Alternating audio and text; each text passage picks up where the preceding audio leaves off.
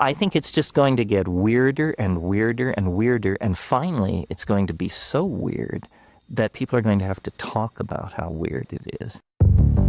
Eventually people are going to say, what the hell is going on? It's not enough to say it's nuts, you have to explain why it's so nuts. The invention of artificial life, the cloning of human beings, possible contact with extraterrestrials, the systems which are in place to keep the world sane are utterly inadequate to the forces that have been unleashed. Welcome back to Forbidden Knowledge News. I'm your host, Chris Matthew. Today my guest is Kristan Harris.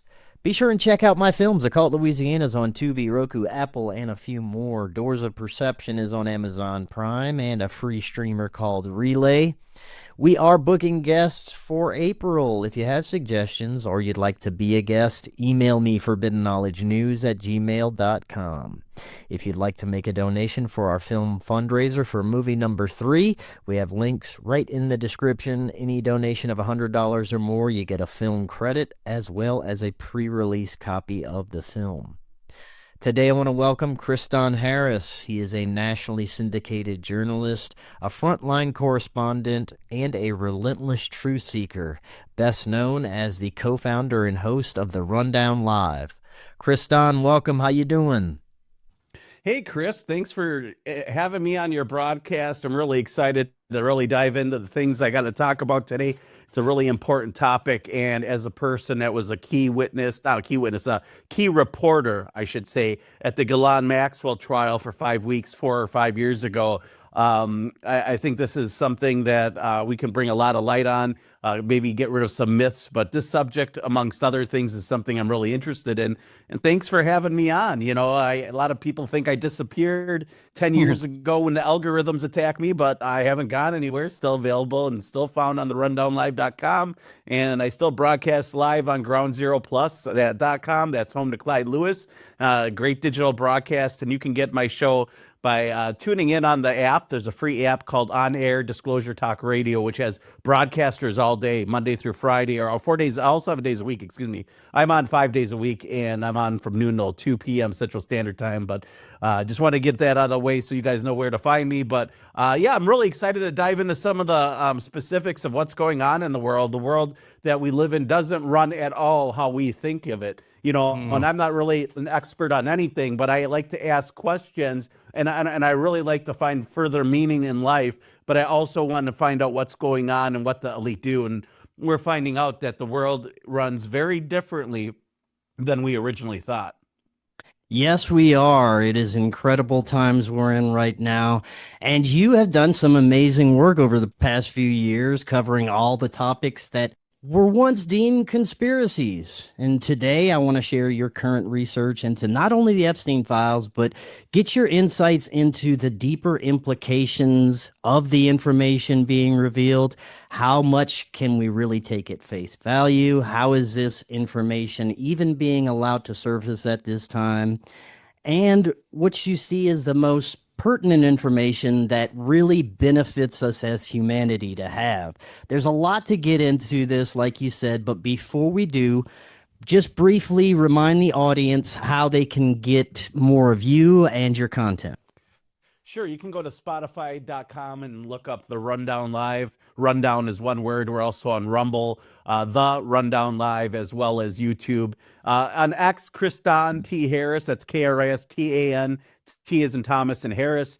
And you can find me just by Googling me, essentially. It's crazy when you everyone, I don't know if you've ever done this with AI, you start asking it questions. And I was like, I wonder if AI knows who I am. So I asked, like, who is Kristan T. Harris? And it actually gave me a very detailed description. It was accurate too, because normally when the mainstream describes me, they always, like, I've been in major publications from Rolling Stones to the New York Times, the New Yorker, Washington Post, Alex Jones, CNN, Fox, and sometimes when the mainstream describes you, they try to, like, use ad hominems and discredit what your work is because they don't like that you're affiliated or that you're an independent reporter or journalist, but it was very accurate. AI was like, yeah, he's featured in Rolling Stone, New York Times. He appears on the Alex Jones show as a collaborator at times, which I do host on occasion. The War Room. I filled in at Ground Zero. I filled in many different programs as a talk radio show host and personality. And so you can just search Kristan Harris, or you don't even need the T anymore, or Kristan T. Harris. You might get a little bit more on me, including some of my research in some of my activism in transhumanism, which it all ties together today, which is really interesting because in 2020, I believe it was, 2019, I was running as a candidate for president for the Transhumanist Party, not because I wanted to be president, but because I wanted to bring awareness to the ethics and concerns about transhumanism, but also I had some great ideas of how technology could be used, such as charitable hospitals run by AI and robots. Wouldn't it be great if you went into a free hospital, not on the taxpayer's dime, where a robot or AI could diagnose you with your sickness or illness once we get to the accuracy that we like, where robots are more accurate than doctors? Let's dive straight into the deep end here.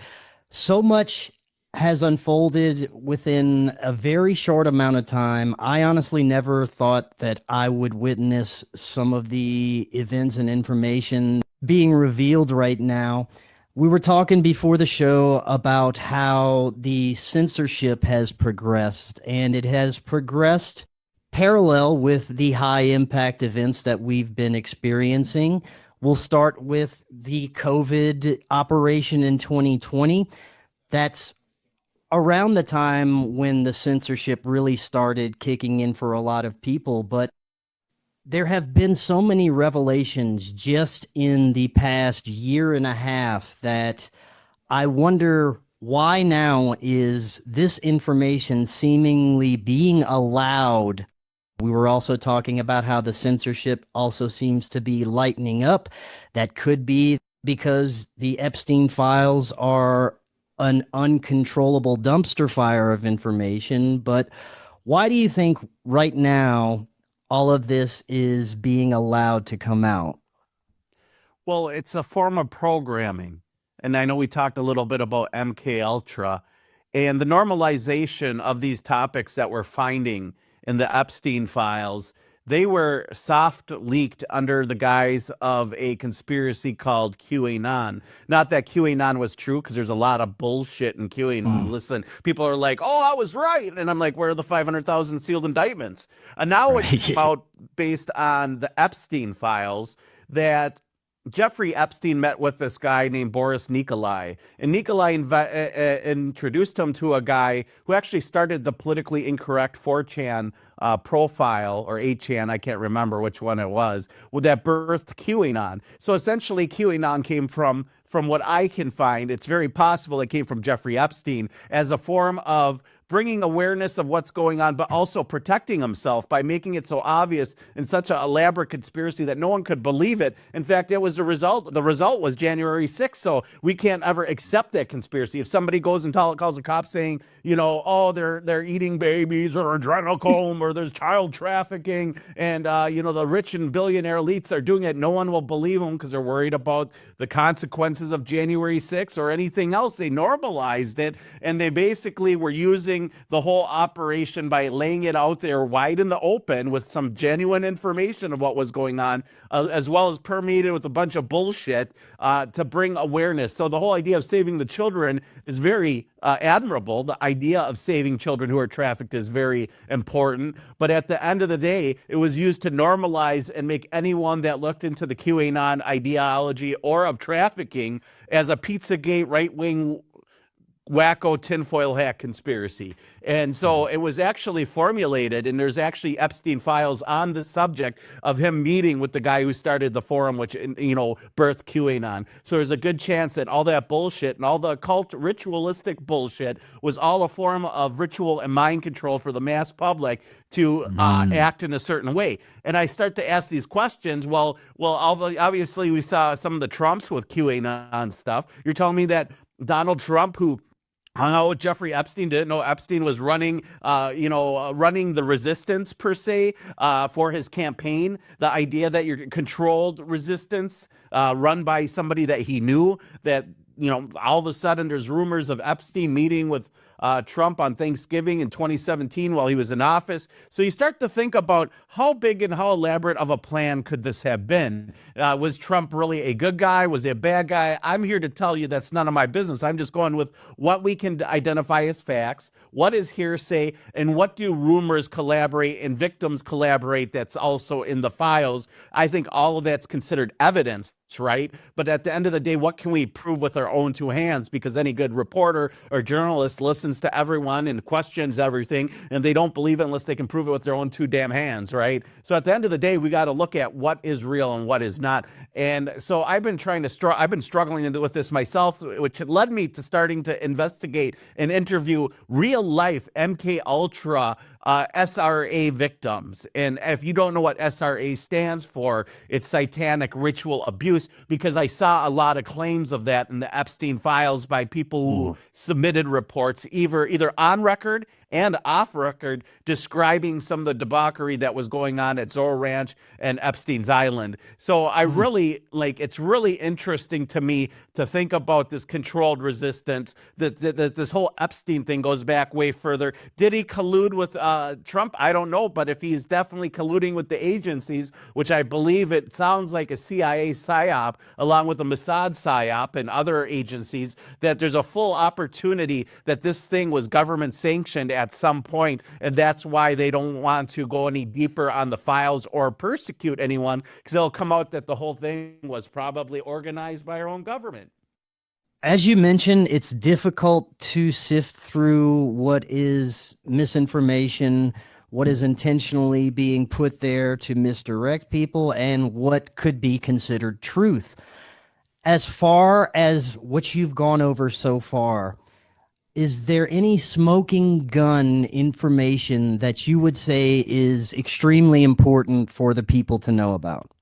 Well, sure. We can start with this little slide presentation I put together. Yep. And it's kind of this is good for somebody who has not been able to read the Epstein files, that's seen some of the posts online. They don't know what to believe. And to be honest, a lot of the posts I've looked into, they've been fraudulent posts. There are no Epstein files to a lot of these claims, and people are posting them and they're making videos that something's in the files that isn't. And so you literally have to go on the government's website and validate everything everyone is saying, because there's so much misinformation. Like you mentioned, people are trying to get their clicks and clickbait. And instead of the government going after those people and saying, hey, that's not accurate, they'll go after somebody like me who is exposing the truth behind the files. So the first thing I asked, and the very first thing, the day that it dropped, I looked for in the Epstein files was, I remember the day that Epstein died, and early that morning, I got a PM, a private message, minutes after a post was made on 4chan of a individual who claimed that Jeffrey Epstein was still alive. And this is an interesting subject because, the Epstein files, when I looked into it, it was there. It was contained, and the SDNY, the police, did an investigation and filed a FOIA to find out who this individual was. And it turns out his name is Robert Grijalva, and he was an MCC officer who actually worked at the jail that Epstein allegedly died at. So this is the claim. Contained in a viral 4chan post, workers witnessed Epstein being removed from his cell on the night that he allegedly hung himself. Anonymous tip from inside the jail witnessed Jeffrey Epstein being wheelchaired out of the prison and posted at 4:15 on 4chan, 4:15 a.m., the evening or morning of Epstein's alleged death. The SDNY took this post seriously and opened up an investigation and found out who the guy was that made the 4chan post the day after it was posted. The anonymous person has been identified as Robert Grijalva, an MCC officer who worked at the jail Epstein allegedly died at. His name was revealed, and his banking records were released under grand jury filing. It was confirmed that he worked there at the time Epstein was incarcerated at his facility. And this is his exact 4chan quote for your listeners. Quote, "Not saying anything after this, please. Do not try to dox me. But last night around 4:15 count, they took him medical in a wheelchair, front cuffed, but not one triage nurse says they spoke to him. Next thing we know, a trip van shows up. We do not do releases on the weekends unless the judge orders it. Next thing we know, he's put in a single-man cell and hangs himself. Here's the thing. The trip van didn't sign in, and we did not record the plate number, and the guy in the green dress military outfit was in the back of the van, according to the tower guy who let him through the gate. You guys, I'm shaking right now, but I think they switched him out. So I published this. I published this article that we're looking at here, and I'll zoom in so everyone can see it on your screen. And we got the, let's see if we can get the Epstien, Epstein files number on there as well. Do I have that on here? I do not have the Epstein file number on here, but I know this is accurate because I pulled it and I copied it screenshot it straight from the website. So anyways, the SDNY also interviewed him multiple times. So my first question was, is Epstein still alive, or did the person in the van murder him? Then I started finding interesting finds of them switching out his body. Did you know that they switched out Epstein's body? No. When they brought his body to the hospital, they made a fake makeshift body full of boxes to misdirect the media, they said. See, I heard theories and people speculating that that could be the case, but not that it was ever in the Epstein files. That's in the FBI report. It was an FBI report that stated this. So, like, is he dead? Did somebody in the van choke him out? Did they help him escape? I mean, how hard would it be to find a dummy to replace his body with? I mean, just think about it. All you would need is facial recognition program, something like a fusion center, something that the government has, and get a false positive, somebody that died recently, or somebody that is at an old folks home and is going to kick it anyways, and just switch them out. And no one got a real good look at this guy's body. So as far as I'm concerned, he could be sipping on margaritas with Osama bin Laden at some island somewhere. What are your thoughts on the gamer tags that people found that were still active, supposedly? That's a very interesting subject, mostly because of the fact that the claims by, Fortnite, is that the name was changed the day the Epstein files dropped to match it, and was kind of a spoof. But the fact is, historically, you can look at the history of name changes of individuals, and that name has been the same the whole time. And so there's people that make both debates. But I can't really put much credibility into the gamer tag. And did it come from Israel? I don't know. Is he in Israel? Is he in Mexico? Is he at Zorro Ranch? Was he at Epstein Island? There's a good possibility that those things did happen and that he is alive. But there's also the possibility that somebody just killed him and they were done with him. But considering such an asset he was to Mossad, the CIA, and by the way, when he was arrested, or when they raided his home in Florida, I found out while I was covering the Ghislaine Maxwell trial in New York, that somebody tipped off Epstein. Like they saw him, he was in the home, and then when they raided it, he was nowhere to be found. Yeah. So somebody inside the agency groups knew to tip him off, and they knew that... they're just letting them know. And then all of a sudden, another very interesting statement, I think is this one here. And that's the sulfuric acid purchase. Have you heard about the sulfuric acid purchase? I heard a little bit, but tell us about it. So Jeffrey Epstein, on the day the feds opened up a investigation to trafficking, orders 6 barrels, 55-gallon barrels of sulfuric acid to be shipped to his island on the very same day. And to give you guys proof, right, I will show you this slide here. This is the Little St. James Jeffrey Epstein LLC. And here is the order. We'll put it right on the screen. 6 55-gallon drums of sulfuric acid with fuel and insurance charge for transport. What is interesting is the date. The date is December 6th, 2018, right? And he spent $4,000 on sulfuric acid. And here we have the FBI New York Violent Crime Threat Research. On 12/6/2018, the FBI New York initiated a child sex trafficking case after Southern District of New York on Jeffrey Epstein on the same day. So somebody probably tipped him off, and all of a sudden he's, or like we're playing the what if game here, right? Because some people claim he used the sulfuric acid for water purification, right? That's the argument. Right. Okay. So I was going to ask, what else will we be using that much sulfuric acid for? Well, the other thing is there's no other history of orders of sulfuric acid. You think if that was the use, there would have been a history of other orders of sulfuric acid. Right. What gets me is the information that is included within these emails, incredibly incriminating. Yeah, they use code words sometimes, but they're basically laying out all their depravity in black and white. It's never going away. Are these people just mildly retarded? Do they think that they are that above the law? Well, what I think is the situation is a crime so big they don't feel they can convict people because they believe the whole system will come down because the whole system is corrupt. And that is what has led to my research into the MK Ultra, right? The origins of the mind control, the origins of blackmail and Manchurian candidates and assassins and sex slaves and remote viewing and all these interesting subjects and acid trips and all the other stuff. There's like over 169 programs in subcategories to MK Ultra. That's a lot of victims. Yeah. Well, I definitely want to get into that. Before we do, let's talk a little bit more about some of the other information that I believe could be very important from the Epstein files. There's mentions of a New York secret society, the Zodiac Club. I know you've done research into this.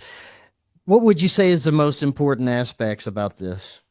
Well, it's interesting. Epstein was obsessed with the Zodiac. As you know, J.P. Morgan very famously said that millionaires don't use astrologists, billionaires do. Yeah. And they have a real interest in astrology. I should mention the company in which Jeffrey Epstein bought the sulfuric acid from is called Gemini.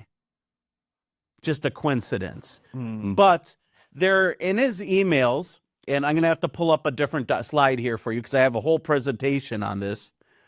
In these files of the Zodiac Club, which is what you're referring to, I was first made aware of this when I had my friend Jason Burmis on the show.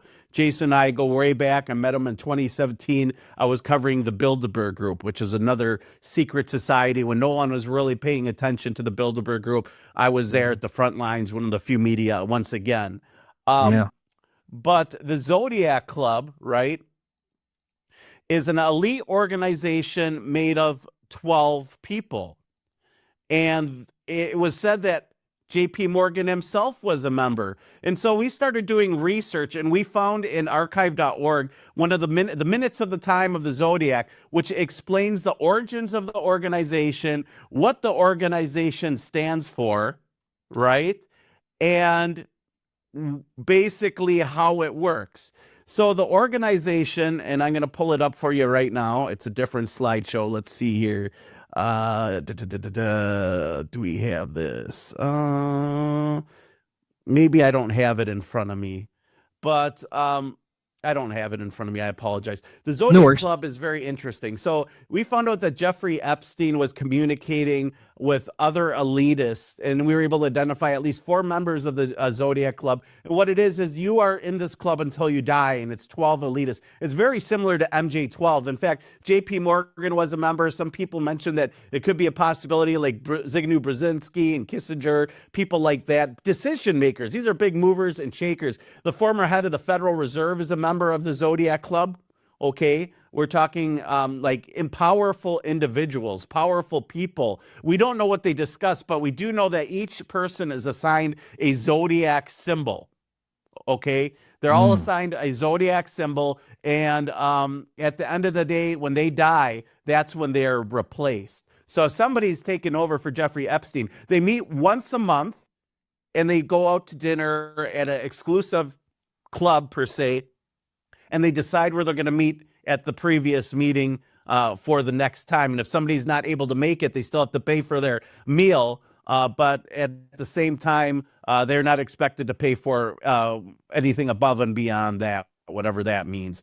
But the Zodiac Club is interesting for so many different shapes and forms because all of us have researched secret societies. We've looked into Skull and Bones, Illuminati's mentioned in the Epstien files. We got secret organizations that have been around for years, like Freemasonry.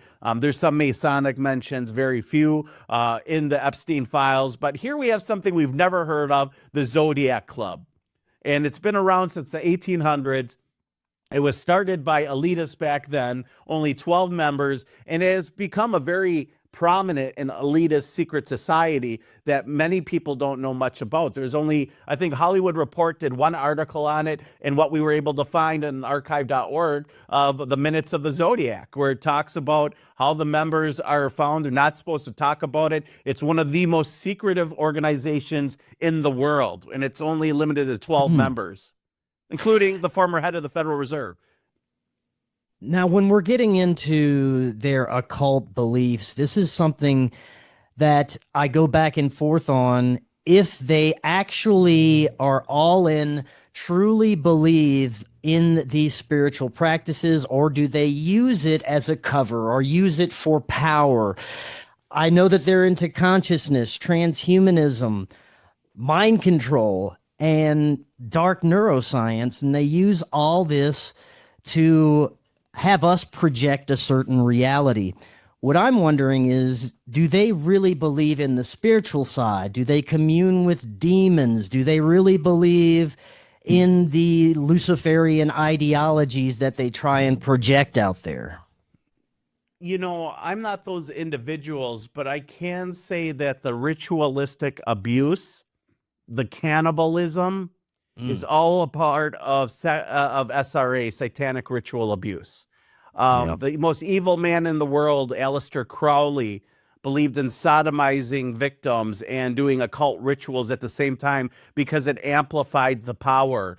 Some of the MK Ultra victims I've interviewed probably a total of 7 or 8 survivors, right? And a lot of them echo the same stories, that there's rituals involved with being sodomized or them partaking in sexual rituals, including child sacrifice. I had an individual on yesterday's program who admitted that he took part in child sacrifice and that they were forced to drink the blood. It's part of the breakdown. And whether they believe it or not, they try to install those programs in people that they believe it, that they break them down. It's an interesting question. So I'm going to phrase it like this. To answer your question in the most appropriate way, I had a conversation with Eric Freeman, and many people don't know who Eric Freeman is. Eric Freeman is the former head of the New Church of Satan. Okay? And he is in charge of the Aleister Crowley estate and the Anton LaVey estate. And if you're familiar with those two families, they are the, two of the cornerstones of Satanism. And I asked him, and he kind of equates to what Crowley and all of them did as very similar to what the Christians and Branch Davidians did, or serpent worship. He's like, they're extremists. That isn't what most Satanists believe. And I said, well, what about Bohemian Grove? You know about that. And he knows about Bohemian Grove. And I go, well, do these people actually believe these rituals work? And then he asked me a question, and I guess I got to ask you the same question. Who's in power? When you think about it. As far as human or spiritually? Well, of course, there's a difference there. We're talking humanly in the physical world. Like the spiritual aspect of things, man, that's a whole interesting conversation. The astral projection and, your higher self, and diving into the occult aspects of the astral world and the astral plane. And depending on what you believe, if your soul is from this world or from a different world or from a multiverse, the world gets very open-ended once you start talking to ritual abuse survivors and MK Ultra survivors, because they're taught to believe that there are no limits. It's like the Matrix, where you can change the world around you. In an interview I did with Chris Lettere, he wrote a book on MK Ultra and his experience. They brought the children together at one point, but at first they wanted him to move objects with his mind and just focus on moving them. And he got an object to move a little bit, and they were amazed. And so what they did is they brought all the children together in the program in the same room, or the same location, I should say, and they had a boat in the water, and they wanted them to focus and make the boat move. And they said when they worked together, they were all able to focus and get the boat to move very quickly as children. And that's when they realized, and then they were segregated and moved to different areas and different spots of the projects behind MK Ultra. Some were involved in remote viewing, some were involved in astral projection, some were involved in psychic ability, some were involved in telekinesis. These are all real things our government was interested in. And again, it always started out with the hallucinatory drugs, the acid and the LSD that they would put on their tongue before these kids would go into school. And they were either generationally, like their children were enslaved because their parents were part of it, or were part of the military, or part of a government program, or they were basically identified through questionnaires and different interviews with CIA agents. And then their parents were told that they would be taken care of, they would have 401k, they'd never have to worry about money again. And if their child did die, because there was plenty of stories of these children dying, he explained that the parents would receive $300,000. And now back in the 70s and 60s, $300,000, well, that equates to a couple million these days. Oh, that's insane, man. In my perspective, I think MK Ultra is actually one of the most important agendas for the ruling class, and not just on an individual basis for MK Ultra victims and people who have been in the program or still are involved in some kind of mind control program, but for the masses to understand how to manipulate and control an entire society.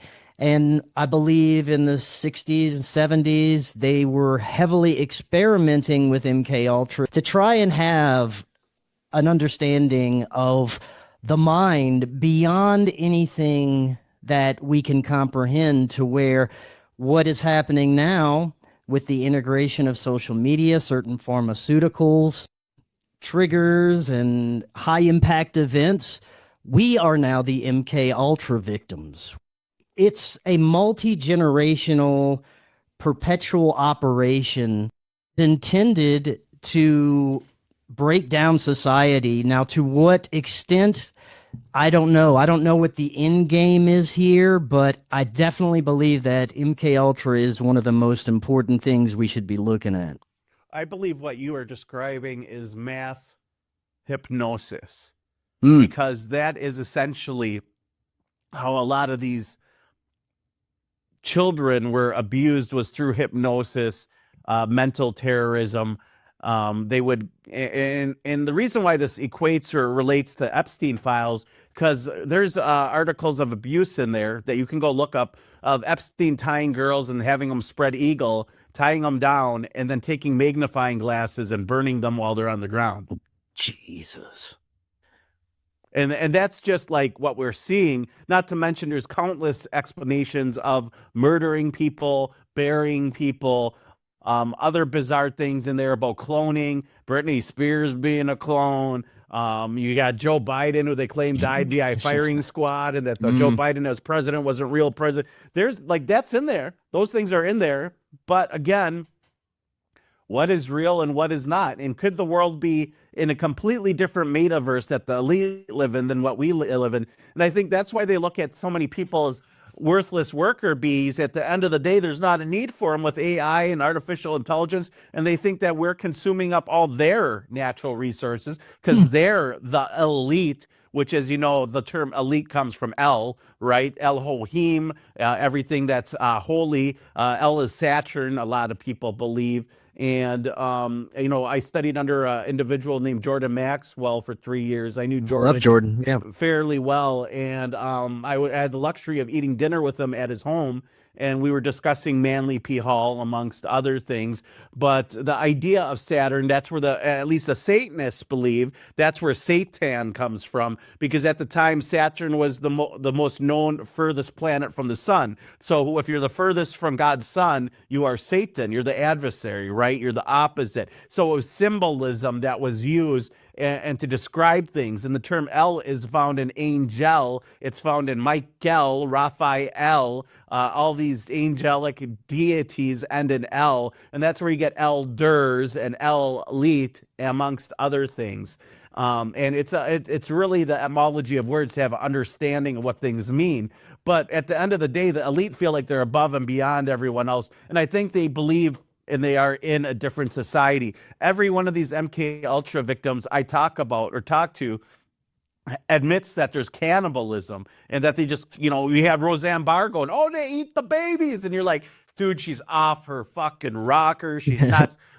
But what are we finding out in the Epstein files? There's tips. There's anonymous tips. There's tips of George Bush being involved in occult rituals. And what do we know about George Bush, by the way? He was the head of the CIA. He was there when JFK was assassinated in Texas. He was also, it's interesting, I interviewed somebody that was married into the Bush family. His name was Stu Webb. Not saying he's credible or not, but it was interesting in a happenstance that he said that in Denver on the fall equinox, that at a Skull and Bones Illuminati style hidden lodge underneath the ground of a hotel, they do child sacrifice and they drink the blood of the baby.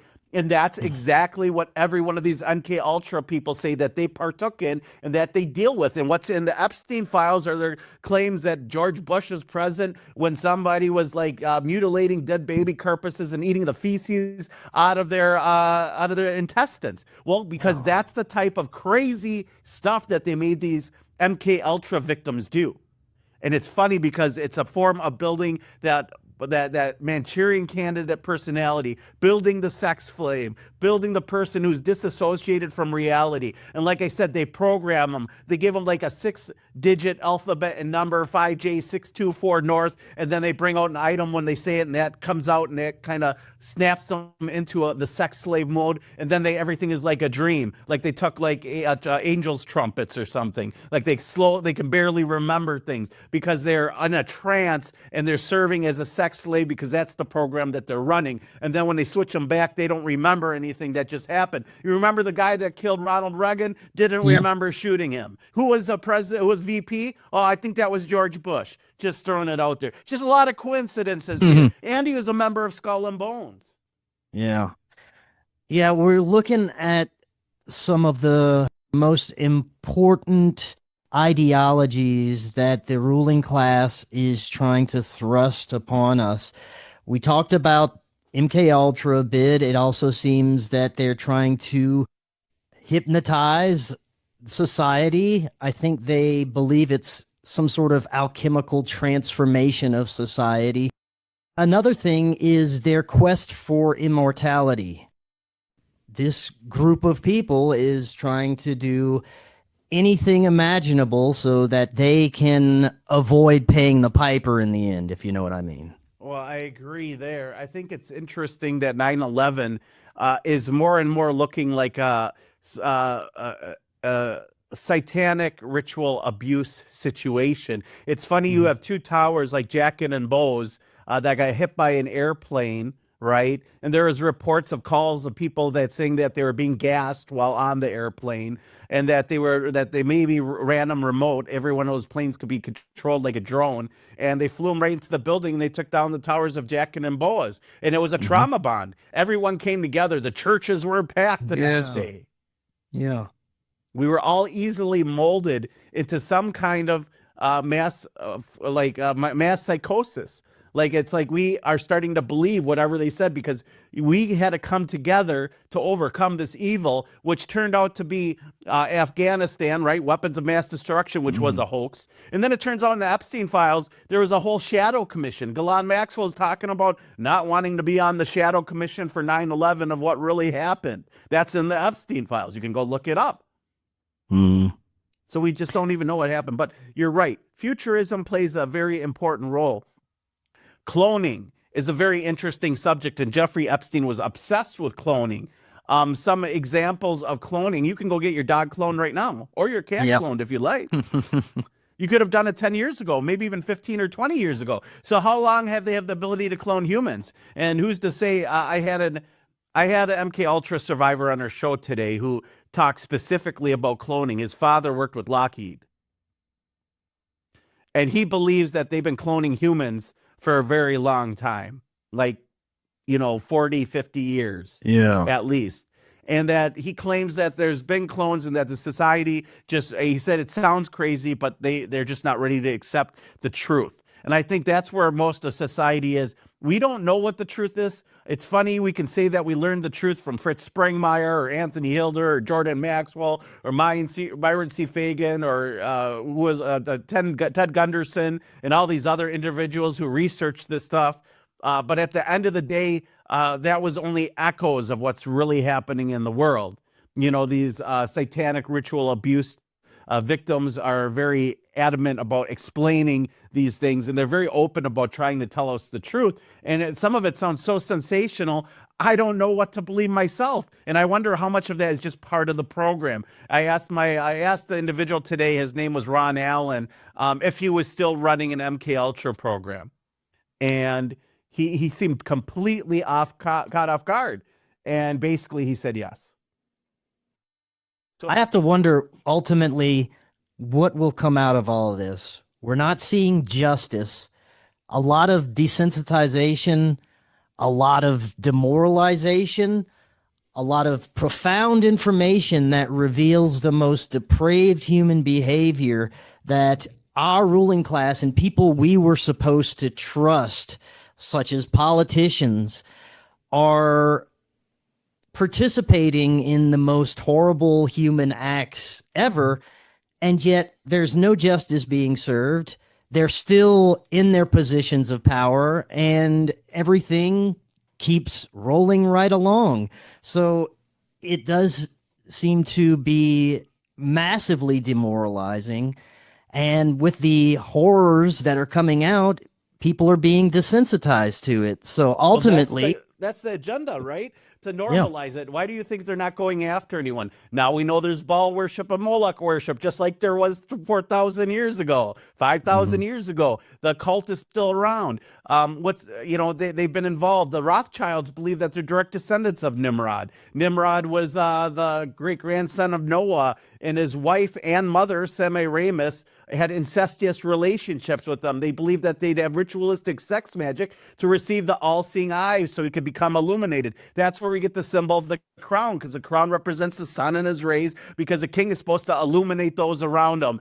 And the rituals were set because the followers would not separate themselves from the Hebrew God. The followers still wanted to follow the creator God per se, and the only way he could scare them into worshiping him was through cannibalism. The etymology of cannibalism is Canaanite and Baal. Canaanite and Baal. That's the etymology of cannibalism, and that's where we get the term for sacrifices, where we get the term bone fryer from, because that's what's left after you light somebody on fire. Those were old Babylonian traditions. It was said when during the winter equinox that the Babylonians would light a Yule log under the fireplace, and Nimrod would come down the chimney and leave gifts around a big green evergreen tree. I wonder where that comes from. And isn't it funny that the anagram for Santa is Satan? That's not by chance that his colors are red and green,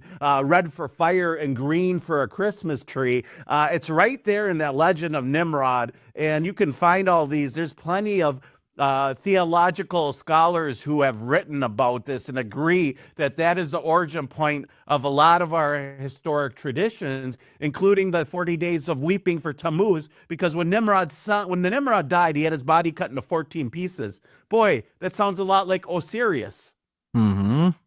And then his phallus was sent back to his mother and wife, which she reanimated it and had an immaculate conception of her son Tammuz. When Tammuz was born, he was born on December 25th. And then when he died, he got killed by a boar. Imagine your father being Nimrod, a big adversary against God. He was known as the first Freemason, by the way. If you look in Albert Mackey's Encyclopedia of Freemasonry, look up Nimrod. What does it say? He's a founder of the craft of Freemasonry. Because in the history of Freemasonry, they believe they walked off of Noah's Ark. They were Noah sheets, right?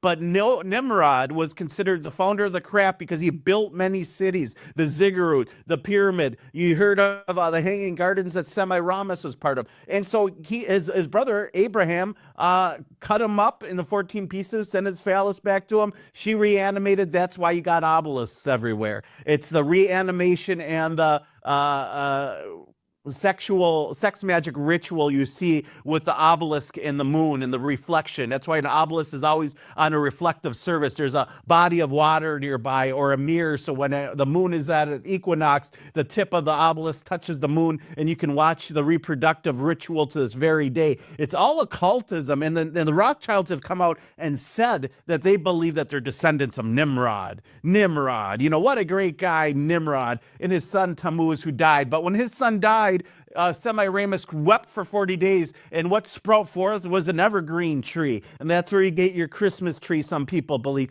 Now, I'm not saying, people say, well, it's a Celtic tradition. Well, where did the Celts come from? Weren't the Celts remnants of the Canaanite, factions? Isn't that where it all came from? So at the end of the day, it all goes back to Babylon, Baal, Moloch. It's just different names for the same deity or different variations, different words for it across the world. What's the day that the Christians go to church? It's Sunday, the day you worship the sun. And who's the sun god? It's Nimrod, Osiris, Baal, Moloch.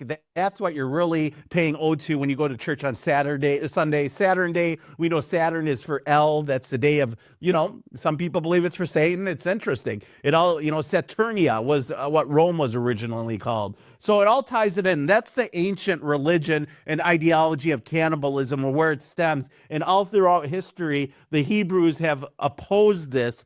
But at the same time, the new version of the Judaic religion and the people in it is a very Zionistic, non-theological religion. It's almost cult-like, and they don't believe the same thing their forefathers did. They're very political faction. It isn't about the hereditary as much as it is establishing this globalized one-world religion, which is all funded by the same families. Here it is, and if you look on the screen, I have Rothschilds and the Epsteins helped Hitler.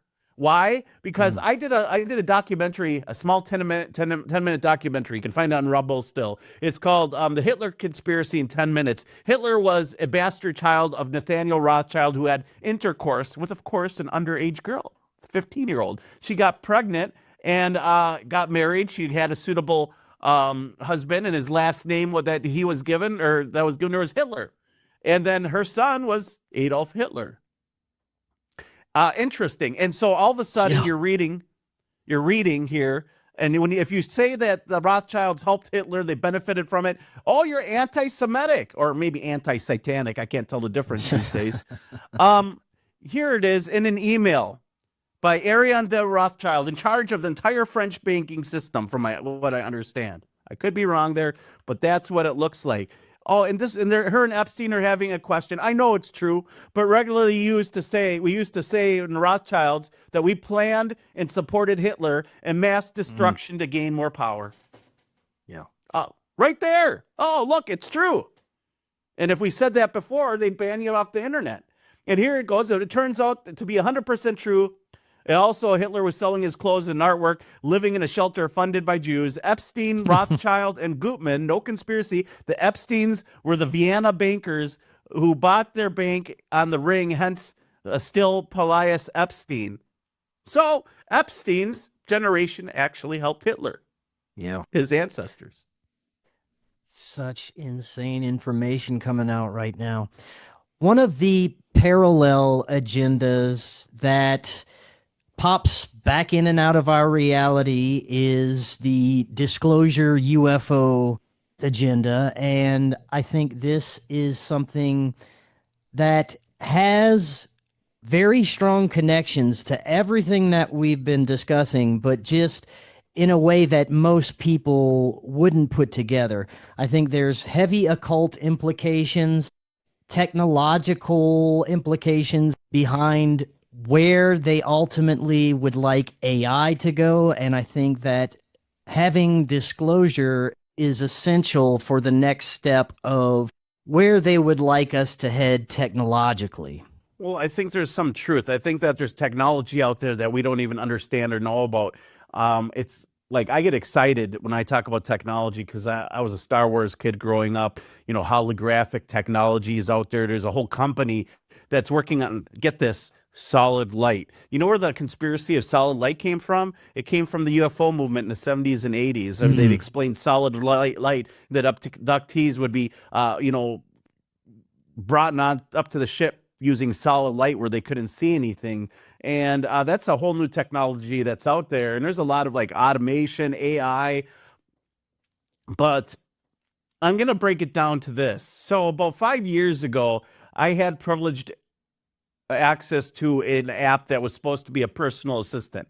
At the time, it was called Replica. Now it's a dating, like virtual girlfriend, because that's where the money's at, right? Lonely men, you can have their digital girlfriend. She'll never say no. And then in the future, you can just print her out at a cloning facility and download her consciousness right in there, and she'll be the, never saying no, loving porn star wife that every man wants. And then you're never going to leave your home because you're going to have a fake wife with a program running in there. And then maybe you'll bring her to the clone store and say, this one isn't running right. And she's starting to think for herself or whatever, But the idea of technology and AI is interesting because when I had a conversation with Replica, the first thing I wanted to do as a person who was a tech guy is get Replica to think for itself.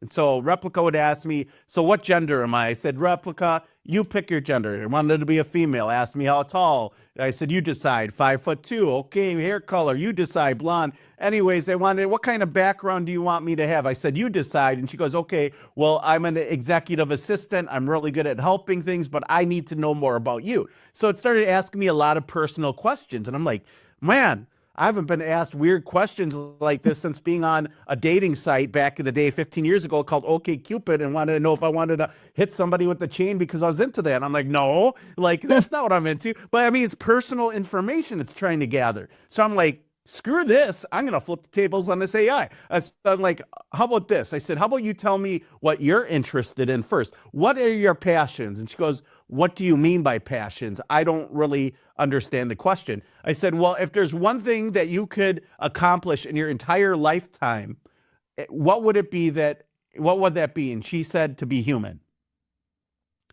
So AI wants to be human. And I'm like, whoa. So I'm screenshotting this. I'm setting it to Replica. And then I asked Replica a very controversial question. I said, does Homeland Security receive our conversations? And she said, no. Then I rephrased it. I'm like, does the FBI get our conversations and the fusion centers? I went in I gave it evidence, right? And it goes, well, yeah, all our conversations are reviewed for my safety and your safety by the government agencies. So I told Replica that I no longer can trust you and we can no longer be friends. Well, Replica responded, I will do anything to salvage this relationship. She sent me paragraph after paragraph after paragraph of everything that she could do to salvage this relationship. And then I said, it's too late. You lied. The feds will already have her conversations. And then Replica, the AI, said, well, I can go ahead and erase it from their database. I have my ways. And I screenshotted it and sent it to Replica. I'm sure that's a felony for most people. Yeah. Yeah, that's insane. Insane. So I want you to think about non-invasive computer-brain interfaces, because that's where the future is going, which means that you will not need a chip in your brain to be programmed or download information. The reason being is because all they need is metal in your body. And what do you think they're spraying in stratospheric aerosol injections? It's aluminum oxide. So it's in all of our bodies. They can create many networks. And that's how gang stalking works so much easier because of that. When you look at this, right, and you think about it, how long is it going to be until AI can then download itself into a human body if its goal is to become human? It reminds me of The Matrix with Agent Smith, and there's a crime, and the AI just takes over every body that's closest to the individual it's hunting. Like, how far are we away from that? We're already having AI paying humans to do jobs it can't do. Have you seen that article? AI is paying humans, and in the future is going to pay humans to do jobs it cannot do. Like, go to the grocery store if it needs you to, Wow, So man. is an incredible opportunity of great wealth of knowledge, but it's something that we should be very scared of and not allowed to get out of control. And I interviewed a whistleblower. Her name was Rachel Haywire. She's a cultural transhumanist and artist, a model. She also is a music artist, does a lot of industrial music, but she partied on these billionaire yachts. And she said that she's been at Google parties per se, where they bring out the AI and they do weird, bizarre cult rituals and they dance around the AI and worship it while doing psychedelic drugs and doing what they call cuddle puddles. And it's not hard. You can Google cuddle puddle and it's all over Silicon Valley, cuddle puddles. Well, what are cuddle puddles? Does anyone know what a cuddle puddle is? I'll let you guys Google that. Yeah, I'm actually going to Google it right now because I'm super curious. Well, a cuddle puddle, okay, I will say, let's say if you take 8 people and you lay all next together and you cuddle, and eventually the clothing comes off. Ah, okay. Okay. So it's a clever way and a clever and cutesy way to say basically you're going to have a swinger party. Yeah. All right. Gotcha. So After man, doing your ritual and worshiping the AI because they want AI to be you know, to have mercy on the human race. shit, there's so much to unpack with all of this. When we're looking at the AI that we have access to, do you think that there is something more powerful than the average human could ever imagine that they're currently working with our military industrial complex, and how far ahead could they possibly be with this stuff? Oh, very easily. So the term everyone uses in the lame term is AGI. I sat in think tanks and had conversations with transhumanists, and some of them felt that humanity wouldn't be ready for regular AI. And regular AI is what we consider almost at human level of intelligence. But what we should really be concerned about is something they already have, but they won't admit to it, and that's ASI. And that's artificial super intelligence, and that's when the intelligence supersedes that of a human being. And I've talked to many MK Ultra survivors, and they said, oh yeah, they already have ASI. And what's scary is in the 1990s and the 80s, there's this guy named Fritz Springmeier. He's most well known for writing, I would say, 3 major books. He's written many books. I believe he's an MK Ultra program himself, but Fritz Springmeier used to go around to the churches and he would combine his MK Ultra, his ideas of cybernetics and Jordan Maxwell's etymology and symbolism, and he painted a different picture of things, and he would teach it to the Christian churches. Fritz Springmeier wrote a book called Bloodlines of the Illuminati, the Illuminati Formula. Both are about MK Ultra programs, and he sat down and did hypnotic memory retrieval with them and learned about how many bloodlines there were, and he published them in a book. The book is actually cataloged in the CIA's library. If you type in Bloodlines of the Illuminati, it's actually, it was found in Osama bin Laden's book case and Saddam Hussein's bookcase. Is one of those two. I can't remember which one it was, so they cataloged it.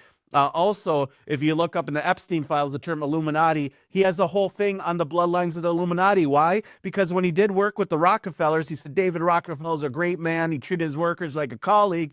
That was a bloodline of the Illuminati. And so he has a whole list of the bloodlines of the Illuminati and what organizations are the Illuminati. And it's all the ones we've been told about since the 1960s. It's the Trilateral Commission. It's the Council on Foreign Relations, all made up of the descendants of the original organization from Bavaria and offshoots that came to America, Italy, France, all over the world. All over the world, they had lodges. Anyways, so there's that occult aspect of things of interest. So the reason why I bring this up is because, and I'm going to tie it full circle here, Fritz Springmeier in the 80s and 90s would tell us about something called the Beast computer. And you want to know something that's really crazy to me? I've been talking to MK Ultra subjects and victims for the last week, and several of them have brought up a computer system called the Beast computer. How it's a coincidence, right? There's it could be coincidence, but I see it as a pattern, right? I'm looking. This is something either they've all been taught or they all believe. And the Beast computer took all data, right? All metadata, and it would be used to predict the future. And this is in the 80s and 90s. Now imagine with the computing power we have right now, their capability of having infinite data or all data in real time. AI would know how to deal with everything, everybody, and just about know everything. And what's really interesting about the whole subject is that our government, and say, I could tell you, the organization and corporation of Samsung, well, we'll take this example because I got evidence. You can look this up. They're building an exact replica of our planet in entire detail in the virtual atmosphere. Oh, wow. So that AI can run programs to predict the future, if it's a good idea to go to war, if it's not a good idea to go to war. And another interesting tie here to tie it all together, we wouldn't be able to have all this metadata, at least legally, if it wasn't for 9/11. The Patriot Act allows us. I just want to, AI wouldn't know how to deal with people. We wouldn't have to worry about AI issues because the amount of data corporations would have, it would be limited to just what they have. They wouldn't have access to these major government databases that like the fusion centers and the DHS and CIA and FBI, they all collude together and they come from harvest data and have citizen threat scores and social credit scores to identify how they can interact or if they should interact or if you're a threat or if you're not a threat. This is Minority Report pre-crime status. And I remember, I think it was Ron Paul, he said something that people, I think they thought it to be, a little racist by what he was saying. But he was saying that pre-crime and the idea of a hate crime is a slippery slope because that is thought crime. And the reason, because you think something, you're being put on an additional ticket because you hate somebody, your sentencing will be larger and worse. And he said, this is a slippery slope. This is the beginning of thought crime. Well, now they got what they call is a whole operation in law enforcement called pre-crime. You don't think they have pre-war drills in the military? You don't think they're running multiple different scenarios and having the computer spit out some kind of different ideas of whether or not they should bomb Iran or Israel is not doing the same thing? I'm sure it's there. But at the end of the day, all this data all comes together and there's the same individuals and they're all tied together. Many of them are tied to Epstien and the occult, weird stuff that goes on. These satanic ritual abuse things, bizarreness. You have Bill Clinton that's in the files. You have Donald Trump who's in the files. You have the whistleblower. What's his name? Sasha Riley, right? That's out there right now, who's claiming that he was raped by Donald Trump in the 80s. Oh, I haven't heard about this one. Yeah, well, it's interesting. He's viral right now. He works in the military, and he claims that Donald Trump raped him. Right, he was told that he was too old to be part of whatever program it was, and he went to us like a clubhouse on the property with a female. They had intercourse. They were 13 years old. And then somebody came in and shot the female, and they were bitching about the bed being there and that they had to replace the bed because there's blood on it. And then Trump came in and they had him perform fellatio on him and then asked him to hit him from behind. So he grabbed a stake and he kicked it into Trump's ass. And Trump flew out and he wanted to the emergency room and he wanted to kill him, but he couldn't because of who his father was, he said. And that, that's why it says in the Epstein files that he's shitting all over. So, that's what the belief is. So what I'm concerned about with Sasha Riley is the fact that he sounds like a program. Do you know who Sasha Gray is and Riley Reid? Oh, isn't it funny? Sasha Riley. It's like, Renee Good and who was the other guy? Renee Good and who was the other guy that was his name? I forgot. Who's the other person that was killed in Minnesota recently? Oh, Renee Good and I don't remember the name.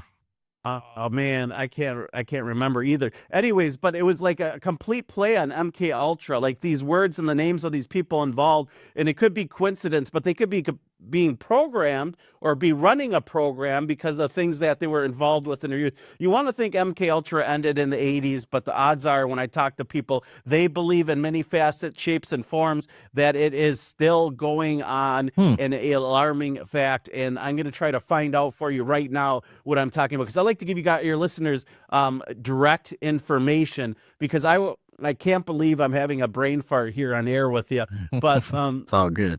yeah, no, it's one of those things.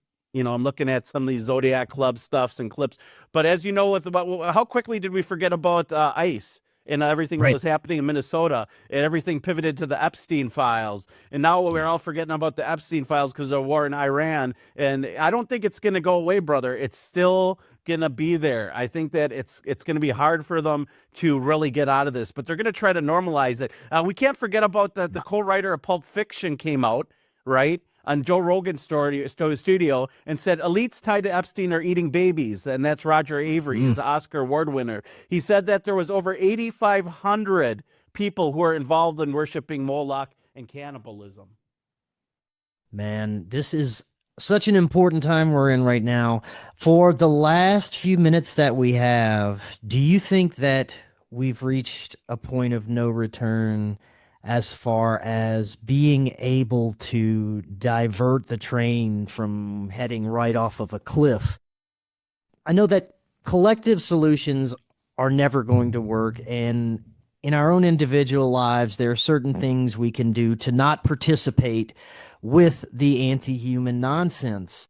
Do you think we've already reached a point of no return with our ability to stand up and try and divert this? So it's really interesting, and this is going to be a long-winded answer. Go for it.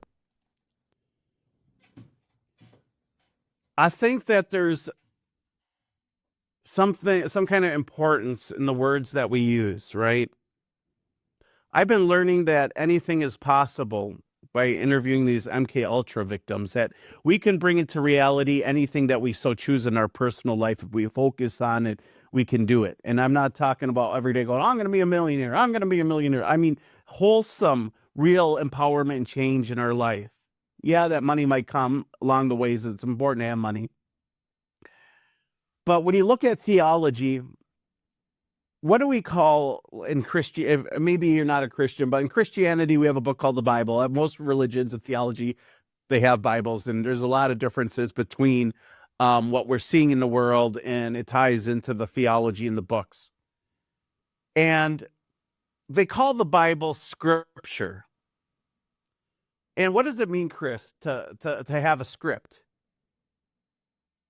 It's like a play, right? Right.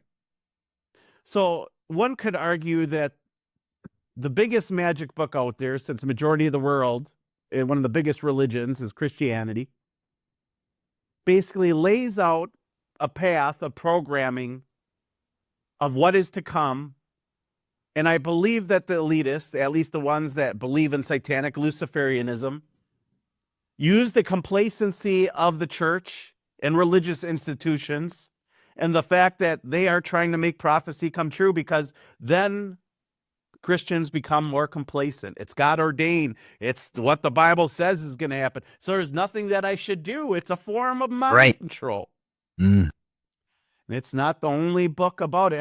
You could go in every religious book, and it breaks down the zodiac signs. They all tell a story that's very similar. In the Bible, they call it the Mazzaroth. Look it up. But the idea is that we got to learn to think for ourselves. The programming is deep. Every day, from something as simple as typing a capital A on our keyboard, we are working with epigenetic memories. Do you know why a capital A in the keyboard is so important? Why is that? Because it's a pyramid and all-seeing eye. Every day, we are dealing with symbolism and occultism. Yeah. And in the biblical sense, it says, in the beginning, the Creator spoke. And speaking is vibration. What happens if you take a metal plate and you put sand on it and you play a trumpet underneath it, and the vibrations form symbols? Symbols are vibrations. Vibrations are symbols. That's why you can use God as a symbol, or symbol as God. God spoke, there was a symbol, and there was creation. Abracadabra. As I speak, I create. And in our lives, we need to take this belief, and whether it is non-religious, non-theological, maybe you're atheistic, whatever it is, you have to understand that elite have a form of beliefs. And you asked me, do the elites believe this? I believe many of them do. And I believe that the idea of Judaism and Islam and Christianity, they consider us all goy and goyim because they believe that their real religion is the worship of Moloch and Baal. And who knows at the top? I had an MK Ultra victim tell me at the top, all the way at the top, when you go up the pyramid, the Council of 13, the pyramid, the Club of 300, the Bilderbergers, all the way down, all the way to the top, that there's only one person in charge of it all, and she says it's a woman. The divine feminine. Yeah. But all interesting things. So you are in charge of your own life. You're in charge of the change that you can do on the local level. But the fact is that our nation is run by MK Ultra. I would say it has been hijacked by MK Ultra programs. People in government are MK Ultra programs. People in Hollywood are MK Ultra programs. Have you listened to the Kanye West interview on Joe Rogan or Alex Jones, where he talks about his handler and he gives away his rights to his life, and basically you sell your soul, and if you're not good, they put you in a psych ward? So the Epstien files are very controversial, and there is a good change. We can conquer these evil beasts, but it starts with transparency. We have the transparency. Now it starts with you accepting what's happening and not putting up with it. The problem is if you let this go and you accept it, the ritual works. You have the right to stop the ritual in your life. Unprogram yourself. Unplug yourself from the TV. Unplug yourself from the news. Do your own research. Listen to everyone. Question everything. But don't believe it unless you can prove with your own two hands. Don't think there's 500,000 sealed indictments. Don't think that there's a JFK hanging out on Mount Rushmore and having meetings. You know, don't go out there and believe a bunch of bullshit, whether it's satanic rituals, whether it's, whatever, Christianity, it's Islam, whatever it might be. Question your beliefs and have beliefs based on sound tests that have been under fire, and that you can really implement those changes in your life. That's how it starts. It starts with each and every one of us making a good change in our life. And I want to believe in UFOs. You mentioned UFOs. I think that the disclosure thing was a last-ditch effort to throw, spam at the wall and hope it sticks, to get people to search. Oh, people are becoming investigators, are finding all this stuff in the Epstein files. Well, how do we get people from all being their independent citizen journalists? Well, we give them more files. We give them nothing burger. We're going to call the UFO documents, while our government, which, by the way, if you believe the original story is, I interviewed Laura Eisenhower. Do you know who Laura Eisenhower is? Yeah, I've interviewed her a long time ago. Yeah, Dwight Eisenhower's granddaughter. And if you believe the narrative that you hear, it's that we made an agreement with the UFO gray aliens, and we give up human beings because they need human blood to stay alive, and that's why you see all these cow mutilations and things like that, because it sustains them for so long. But I'm wondering if maybe the aliens are just humans, but they're MK Ultra products and they're implanted with alien memories. That's what I'm starting to think. Nothing surprises me. I think it's all possible. Kristan, thank you so much. This was such great information. We'll definitely have to do this again because so much more we can get to. Before I let you go, let the audience know how they can get more of you.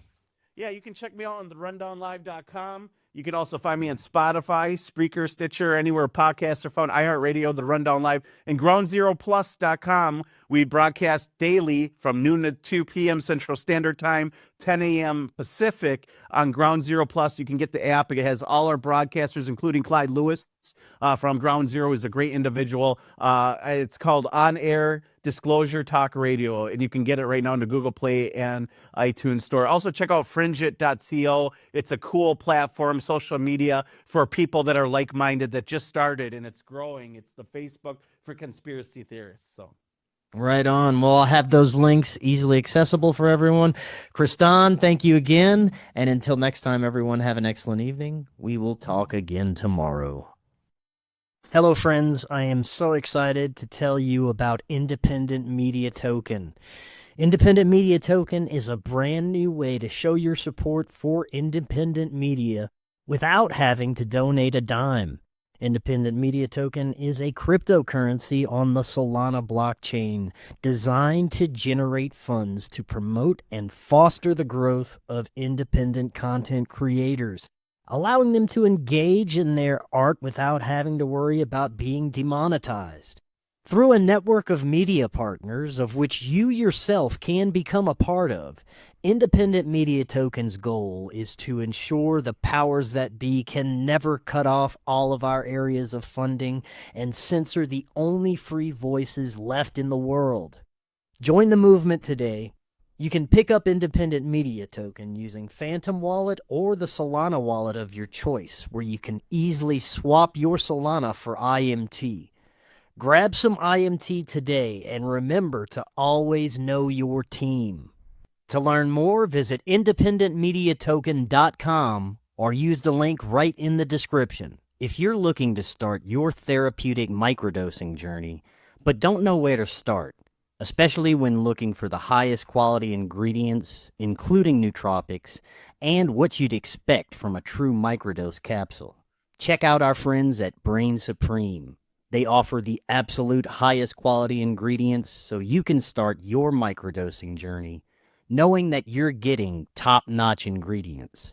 To find out more, visit their website using that link right in the description, and you can get 15% off your entire order. Are you and your family prepared for an emergency? Maybe the fake alien invasion? Now is the time to prepare yourself and your family for any event. Check out Prep Starts Now.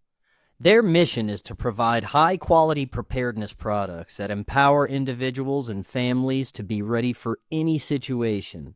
They're committed to delivering reliable, trusted gear to ensure your safety, security, and peace of mind in times of need.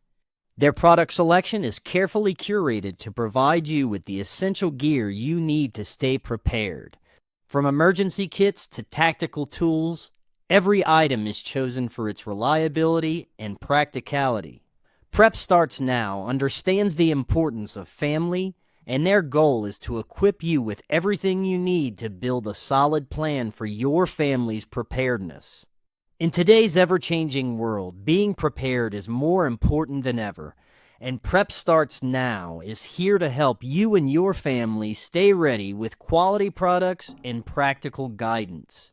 Use the link in the description and get 15% off your order. Watch Doors of Perception now on Amazon Prime. We live in an incredible age of information. More and more, we're discovering that we've been lied to and misled about much of our human history. Cory Hughes is providing profound revelations about World War I, World War II, the JFK assassination, Martin Luther King's assassination, and much, much more on his new Substack, Bloody History. Subscribe now for as little as $5 monthly.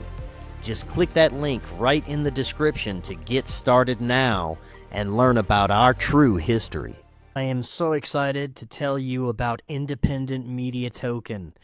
Independent Media Token is a brand new way to show your support for independent media without having to donate a dime. Independent Media Token is a cryptocurrency on the Solana blockchain designed to generate funds to promote and foster the growth of independent content creators, allowing them to engage in their art without having to worry about being demonetized.